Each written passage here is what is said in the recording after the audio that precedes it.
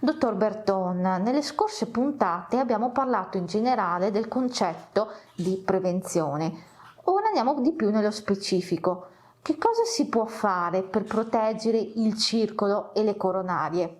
Bene, voi ci chiedete sul circolo e sulle coronarie, che è un argomento fondamentale nell'ambito della medicina, nell'ambito della cardiologia, è vero.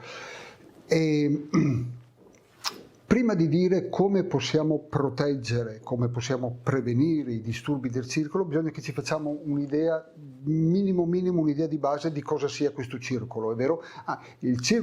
Noi ci riferiamo con la parola circolo a quella che è la circolazione sanguigna, fatta di arterie, fatta di vene, fatta di cuore, fatta di endotelio, fatto di tutte quelle cose che permettono la buona circolazione del sangue, è vero? Pensate, per dirvi come sia delicata la struttura del circolo, e questo può essere utile anche per l'audience averne un'idea, pensate che il rivestimento interno di tutta la circolazione arteriosa, cardiaca e venosa, ok, e del circolo polmonare anche, tutta è ricoperta da una sottile membranella che si chiama endotelio. È come una paretina sottile, simile alla pittura di una parete, ok? Pensate che fino a non tanti anni fa, qualche decina di anni fa, tutti pensavano che era una piccola barriera di tipo meccanico, come fosse una roba solo per far scivolare il sangue dentro. Si scopre poi invece che non è per niente una paretina leggera, ma è innanzitutto un filtro che permette passaggio di alcune sostanze sì, di altre sostanze no, ma soprattutto è un vero organo funzionante, se cerne ormoni, se cerne sostanze, è un organo vivo e pieno di attività. Ecco cos'è la circolazione, un organo complesso, vivo, pieno di attività e che va, conosciuto e in caso di malattia curato con attenzione. Come facciamo noi a valutare se la situazione del circolo è buona o non è buona? Okay? Da un lato sappiamo che ci sono malattie che lo colpiscono duramente, è vero, l'infarto miocardico acuto, l'ictus, i fatti emorragici e numerose altre malattie. Questi sono fatti acuti. Poi ci sono anche i processi che cronicizzano, come l'arteriosclerosi vascolare, per farne uno, le arteriti, numerose patologie. L'arteriosclerosi è quella più conosciuta, è quella di cui tutti hanno un po' un'idea, patologia cronica della circolazione, in questo caso delle arterie. Come facciamo a valutare la situazione del nostro circolo? Moltissimi sono i modi, ovviamente, di tipo biochimico, di tipo strumentale, di tipo invasivo, un sacco. Noi in tutti questi anni di lavoro con la Fondazione, con l'associazione e in questo lungo follow-up dei pazienti che nomino ad ogni puntata con voi, che oramai dura da 22 anni, quindi per 22 anni abbiamo seguito i pazienti e conosciamo i loro avvenimenti, è vero, abbiamo studiato, ancora all'inizio, alla base, abbiamo studiato lo stato del circolo, della circolazione generale, attraverso l'albuminuria, che è un esame semplice, facile, si fa su una raccolta urinaria e studia il passaggio di proteine, in specie dell'albumina, di questa proteina, attraverso questa paretina endoteliale del circolo, attraverso la parete. La base è che il circolo buono, in buona salute, non la fa passare, non fa passare questa proteina attraverso la sua parete. In ogni situazione di alterazione del circolo, questa proteina passa, è vero? Passa fuori, passa attraverso il rene e finisce nelle urine e noi andiamo a misurarla.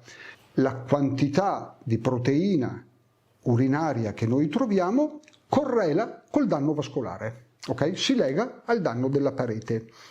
Se vogliamo dirlo in maniera ancora più facile, possiamo pensare che il danno della parete, che noi guardiamo con questa proteina, è come dire questa retina fa dei buchettini un po' e passa dentro perché si altera per causa di malattia.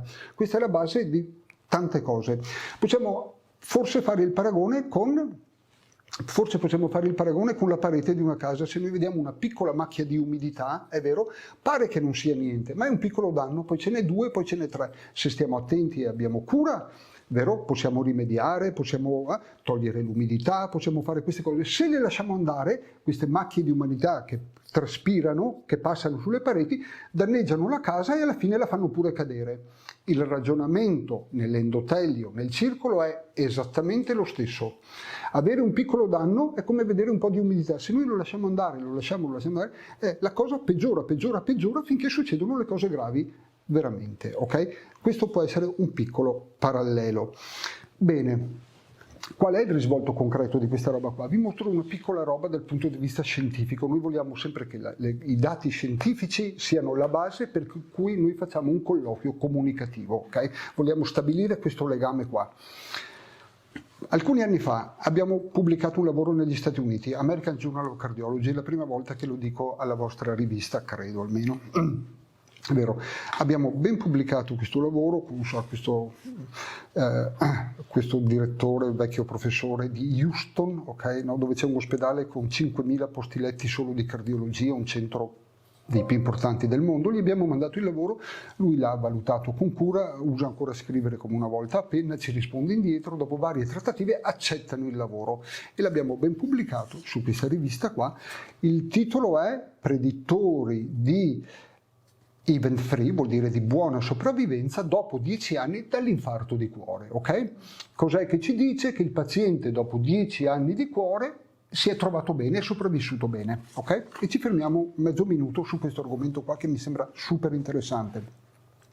Noi li abbiamo seguiti tutti i pazienti per 10 anni, tutti hanno avuto l'infarto, tutti li abbiamo seguiti.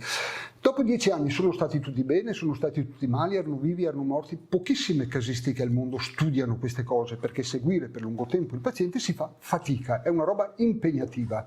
Ok? Noi dopo 10 anni abbiamo osservato che su 10 pazienti, okay, su 10 pazienti quanti sono stati che sono stati veramente bene? Di 10, 2 sono stati veramente bene, il 19% sono quelli, non so se si riesce a far vedere l'immagine, che su questa immagine, che è il lavoro pubblicato, è la colonnina blu. Questi sono i pazienti che sono stati veramente bene, cioè non hanno avuto complicanze severe. Tutti gli altri, nelle colonnine rosse o nelle colonnine arance, hanno avuto o sono morti o hanno avuto complicanze. Okay? Questo fa capire che dopo l'infarto di cuore bisogna stare ben attenti. Questo è il messaggio. Allora uno dice, io come faccio a esplorare, a sapere come mi comporterò? Anche qui ci sono tanti modi. E quest'altra figura che non descrivo, ma solo ve la mostro qui, mostra che ci sono tanti modi per avere avvertenza, sapere che il paziente non abbia scompenso di cuore, curare bene il diabete, curare bene l'ipertensione arteriosa, queste sono le cose conosciute. Fra tutti i parametri che noi abbiamo studiato, quello che più fortemente si collega alla buona sopravvivenza è stato non perdere questa albumina, ok? Avere, si dice, l'albuminuria bassa, avere buono questo esame, quindi avere poco umido nelle pareti della casa. Più bassa era l'albuminuria, meglio sopravviveva il paziente. E quindi noi ne abbiamo dedotto che misurando l'albuminuria, che è un esame che si può fare in maniera facilissima su moltissimi pazienti, basta che ci sia l'indicazione del medico di famiglia, okay? Trovare bassi questi valori di albuminuria indica che la situazione del circolo è buona. In generale, okay? Non una coronaria, non la sede dell'infarto, la situazione del circolo generale. Al contrario, se questi valori qui sono elevati, classicamente si dice sopra i 30 mg, ma insomma pensiamo elevati, è vero, 30 mg sulle 24 ore e così via, vero? Molto più facilmente ci sono complicazioni, il paziente muore, il paziente ha un nuovo infarto, il paziente ha l'ictus, il paziente ha malattia, ha complicanze, ok? Valori alti, cattiva prognosi, valori bassi, prognosi buona, e in una buona fetta si dice event free, cioè sopravvivenza libera da complicanze. Quindi è un esame buonissimo per indicare lo stato del circolo. Vedremo poi, per il versante della prevenzione, che piccoli accorgimenti, cruciale è quello dell'infiammazione, di ridurre le infiammazioni, del quale abbiamo parlato la volta scorsa, ma anche l'attività fisica, che nomineremo poi, anche la dieta, sono utilissime per proteggere lo stato del circolo. Ok? Questo è il versante applicativo pratico, oltre a seguire la terapia, se un paziente è cardiopatico, è un post-infartuato, ma ci sono degli atteggiamenti preventivi, dieta e attività fisica, che sono molto protettivi nei riguardi del circolo. Così vi ho dato l'idea generale. Ed in ultimo, per completare questa idea qui, noi siamo soliti pensare all'infarto come un attacco acuto che colpisce una coronaria, è vero, ma ha avuto un attacco di cuore così. Ed è vero tecnicamente che l'infarto è l'occlusione acuta, la chiusura acuta di una coronaria, ma secondo le cose che abbiamo fatto noi e tanti altri gruppi in giro per il mondo di ricerca, quello che si altera non è un punto del cuore, tutta la circolazione si altera, e noi lo vediamo attraverso l'albuminuria, lo vediamo anche con altre cose, la PCR, l'infiammazione, altre cose. L'albuminuria è quella su cui noi ci soffermiamo di più. Quando un paziente ha un attacco acuto di cuore di tipo infartuale, va incontro a quella che abbiamo definito in precedente lavoro nostro una disfunzione endoteliale, vuol dire il circolo, disfunzione endoteliale generalizzata acuta. Tutto il circolo si altera. Ecco perché prima vi ho fatto il discorso di tutta la circolazione, paragonandolo all'umidità della casa, ed avere cura di queste cose qui.